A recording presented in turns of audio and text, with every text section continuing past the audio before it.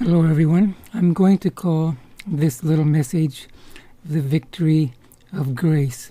The Apostle Paul in Romans 5:20 made a very interesting statement.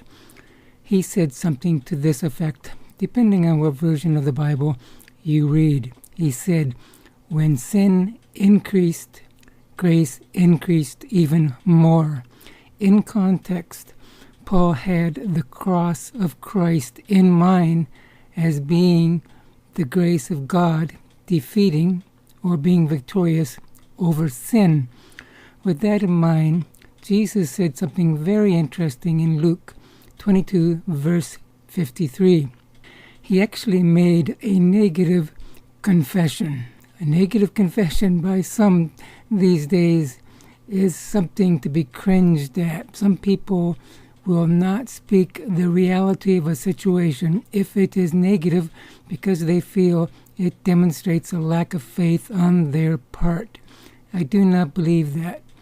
If something is negative, you speak the negative. If that's the reality, then speaking the reality does not show or demonstrate a lack of faith.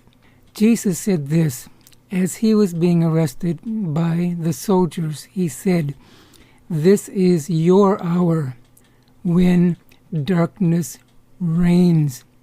In other words, Jesus was confessing that this was the hour when evil darkness reigned in this world. But this is where what Paul said in Romans 5:20 comes into play. That which was evil, sinful, and darkness, that which overshadowed Jesus at that moment of time, God turned into the most glorious, the most impressive expression of grace ever to be seen in humanity. God's grace was demonstrated during the worst expression or demonstration of sinful darkness seen on this planet. In the end, when God's grace was victorious.